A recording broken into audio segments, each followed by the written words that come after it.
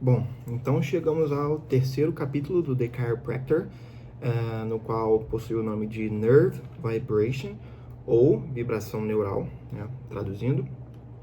E o começo do capítulo, escrito por D.D. Palmer, começa assim. O que se segue é uma resposta a um artigo de 17 páginas na Califórnia, Eclectic Journal, do Dr. E.P. Bailey, de Los Angeles, Califórnia. E esse doutor, ele diz o seguinte, né? Uma parte, o trecho que o Didi destacou. Seremos realmente sortudos se conseguirmos lançar um brilho de luz sobre o modus operandi com o qual os sentidos, as impressões são comunicadas ao intelecto e transformadas em pensamento ou consciência. Ele diz também o seguinte, que o mais maravilhoso, ou a grande maravilha, não é o fato de nós termos olhos e ouvidos, e sim o fato de como esses olhos e ouvidos funcionam. E a grande sacada aqui, né, que ele finaliza esse artigo, no caso o D.D. Palmer citando esse doutor, né, no capítulo dele, é que se algum dia, né, esse dia já chegou, a gente conseguir resolver esse mistério, né, explicar os porquês que as coisas funcionam, trará mais luz para a ciência, né? Basicamente é isso. E aqui ele começa de fato, né, a destrinchar esse conceito de vibração. Pois bem, aí ele começa assim, D.D. Palmer escreve o seguinte: a vibração nervosa está associada à consciência. Né? Então, esse capítulo, por inteiro, ele vai tentar associar de forma argumentativa e mostrando algumas ideias, pensamentos lógicos e também por experiência, que a vibração nervosa ela está diretamente associada à consciência, né? A consciência, sendo assim, é o que nos faz ter a consciência de estarmos vivos, né? Ter a consciência de, por exemplo, de que vamos morrer, ter a consciência de que algo é bom ou ruim. Então, tudo está associado à vibração nervosa. Então, sem isso, não haveria inteligência. A tradução seria sensacional ou sensorial, né? Mas a gente pode resumir só como sem isso não haveria inteligência, né? Nenhuma atividade que reconhecemos como vida. Então, sem a vibração, não necessariamente vibração neural, mas o conceito de vibração primeiro, e depois ele transporta isso para os nervos, né? Sem essa vibração neural, não teria como a gente reconhecer alguma atividade, né? Como vida. Nenhuma atividade seria possível para reconhecermos como vida, tá? E aí, a partir disso, ele começa a desenvolver o pensamento sobre a vibração, tá? Então, ele diz o seguinte: na atmosfera, no processo de fala e escuta, nos instrumentos, no telefone e até mesmo no diapasão, tá? Que é aí um aparelho que transmite vibração, tá? Então, no processo de fala, ele diz aqui que nós, átomos, através da atmosfera, eles transmitem uma frequência de onda, né, específica, e é através dessa vibração, dessa frequência de onda, que nós, por exemplo, conseguimos distinguir só pelo som, né? Cada pessoa possui uma vibração específica e nós conseguimos reconhecer essa vibração, né, que ocorre na fala, e conseguimos distinguir, por exemplo, uma pessoa X de uma pessoa Y, né, desde que nós já tenhamos um conhecimento prévio e associamos, né, essa fala com a pessoa X e a pessoa Y. A mesma coisa, isso acontece na fala e nosso ouvido, né, a escuta também temos características específicas, né, que faz com que nós tenhamos essa habilidade. A mesma coisa acontece nos instrumentos, né? Então, se eu pego dois instrumentos diferentes e toco a mesma música, ou para simplificar, a mesma nota, eu toco um dó num piano e um dó num violino. Independente do instrumento, vai ser a nota dó. Só que nós temos a capacidade de distinguir o instrumento, né? Isso é um piano, isso não é uma guitarra, por exemplo, não é um violão. E quando toca a mesma nota dó no violino, a gente consegue distinguir que aquilo ali tem um som de violino, certo? Então, isso se dá por conta da vibração que ocorre, não conseguimos ver, né? Mas ela está na atmosfera e chega aos nossos ouvidos. E aqui, ele continua dizendo, né? Se, por exemplo, eu pego um pedaço de madeira de 15 metros, ele diz, de comprimento, mais ou menos, esse pedaço de madeira ele é golpeado em uma extremidade. O movimento vibratório das moléculas é transmitido do final, atingido em todas as porções, até mesmo em cada átomo. Ou seja, se eu pego um pedaço de madeira, um fio, um cabo, enfim, algo que vou demonstrar aqui para vocês, né? A teoria dele. Na verdade, não teoria, mas o argumento dele, né? Tenho aqui um fio, um cabo, podemos dizer que isso seria um nervo, e por algum motivo, vou aproximar aqui para focar, eu faço um estímulo, né? Um estímulo mecânico. Então eu dou aqui, ó, um estímulo e ele tem uma vibração. Dependendo do meu estímulo, essa vibração pode ser menos, uma frequência, né, menor, ou um estímulo maior, que é transmitido por todo esse fio, esse cabo, esse pedaço de madeira, enfim, por toda essa matéria, tá? O movimento de um grande número desses átomos do corpo cria dentro de nós a consciência. Então aqui ele já começa a tentar fechar, né, essa ideia. Então, o movimento de um grande número desses átomos, ou seja, a vibração, o movimento de um grande número de átomos desse corpo que cria em nós a consciência, tá? Aqui ele pega como base um dicionário de Gould, que ele cita. Ele diz que temperatura, o grau de intensidade do calor ou vibração molecular. E aqui ele vai começar a tentar fazer um parênteses, né? A expandir com esse lance de um aumento de vibração, né? Quanto mais vibração, mais moléculas em atrito, em fricção, movimento, gera mais calor, né? E ele diz assim, o calor é uma forma de energia. Essa energia é criada pelo movimento. Manifesta-se nos efeitos do fogo, dos raios solares e da fricção. As moléculas, as menores partes conhecidas de matéria que se movem como um todo, de toda a matéria vibram. Então ele fala basicamente tudo que existe possui esse conceito, essa ideia de vibração molecular, tá? Os vários graus de temperatura do ferro são devidos à quantidade de movimento das moléculas que o compõem. Então aqui ele dá esse exemplo do ferro. Ele vai dizer que quando se esquenta o ferro, né, a variação da temperatura pode chegar a 70 graus e zero, né? 70 graus a 0 grau de diferença. Então, uma discrepância muito grande nessa substância, enfim, nesse material que é o ferro, que ele está dando de exemplo. Devido a essa mudança molecular, né, essa vibração dos átomos. Então, a energia que viaja na forma de radiação é às vezes chamada de calor radiante. A radiação, porém, não é calor, é a energia cinética das vibrações do éter. Então, guardem esse lance do éter, que vai ser bem importante mais para frente. Pelo aumento ou diminuição do movimento de suas partículas, a cor e a temperatura são modificadas. A cor do ferro pode ser alterada de preto para vermelho, aumentando ainda mais o movimento de suas partículas.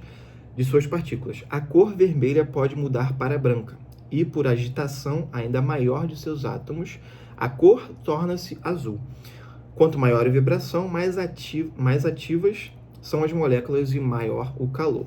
Tá? Ele continua dizendo o seguinte: as partículas de toda a matéria estão sempre em estado de vibração. Tá? Ele afirma que tudo que existe, basicamente é isso, né? Está em estado de constante vibração.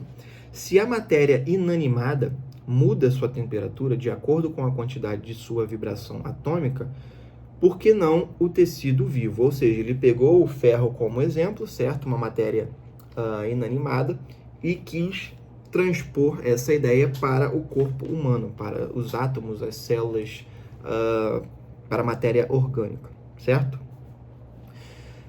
O calor do corpo, seja temperatura normal, inflamação ou febre, é uma função dos nervos. Nervos esquentam o corpo. E é bastante legal essa ideia, né, que não é novidade para a gente, né, mas na época, em 1900 e baixo, né, ele já tem essa concepção de que os nervos eles carregam bastante informação e que são responsáveis aí pela temperatura normal, essa ideia que ele tinha, né, e a inflamação ou febre, que tudo está diretamente ligado com os nervos, né? Hoje a gente entende que isso é um pouco mais complexo, que não necessariamente tudo está ligado com o nervo, por exemplo, nervo periférico, mas se a gente pensar no sistema nervoso central, e aí as coisas mudam, né? Aí sim. Mas não é exatamente isso que ele diz aqui, né? Se a gente quiser dar um ponto a mais, talvez, né, para o Didi Palma, a gente pode fazer essa associação, mas não é exatamente isso que ele diz. Um impulso viaja através de ondas nervosas conhecidas como vibração, semelhante à onda de pulso, só que mais rápido. Os comandos, conhecidos como impulsos, são transmitidos pelos nervos por vibração. E aí aqui sim a gente consegue talvez associar esse sistema nervoso central, né, mandando comando, um sistema de comando, mandando essas vibrações a todo o momento, tá? E aí, no próximo parágrafo, ele começa a dar o conceito de tom, né? O que seria o tom?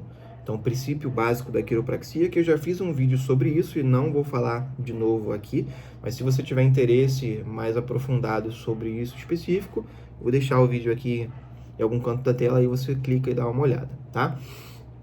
Ele continua o capítulo dizendo o seguinte: a consciência está associada à vibração nervosa. Os órgãos externos concentram os movimentos vibratórios, desempenham a função de receber, direcionar e transmitir essas vibrações. A retina do olho, aí ele volta lá de novo, né, no olho, e o tímpano do ouvido responde às vibrações da atmosfera. Essas vibrações passam para o interior por meio do sistema nervoso. Se este meio de comunicação é normal em tensão, sua vibração e capacidade de carga também são normais. E aqui, como anteriormente ele já deu o conceito de tom, ele diz que o tom, né, uma tensão normal, basicamente é isso. Se tudo estiver normal, né, no seu padrão, funcionando no 100%, essa comunicação vai ser 100%, a vibração também, né, vão ser ditos como normais. A tensão e a rigidez do tecido nervoso determinam a quantidade de oscilação molecular. Aqui voltando no éter, né, que ele já tinha citado anteriormente, o éter é um meio transmissor vibratório que penetra na atmosfera, assim como em todas as substâncias materiais líquidas ou sólidas. Então, se você está meio perdido no que seria o éter, então o éter foi tido como o boom, assim, né, de descoberta quando o cientista descobriu o raio-x, né, e por acidente ou não, mas em resumo da obra ele quis investigar mais, então não foi basicamente um acidente. Se ele não tivesse curiosidade, estando ali naquele ambiente, não, né, a gente então não pode dizer que foi um acidente de fato. Mas o fato é que ele achou estranho, né, quando ele descobriu esse raio-x e investigou, né, as substâncias, o porquê, o que acontecia exatamente, e se chegou no éter, né, nessa substância.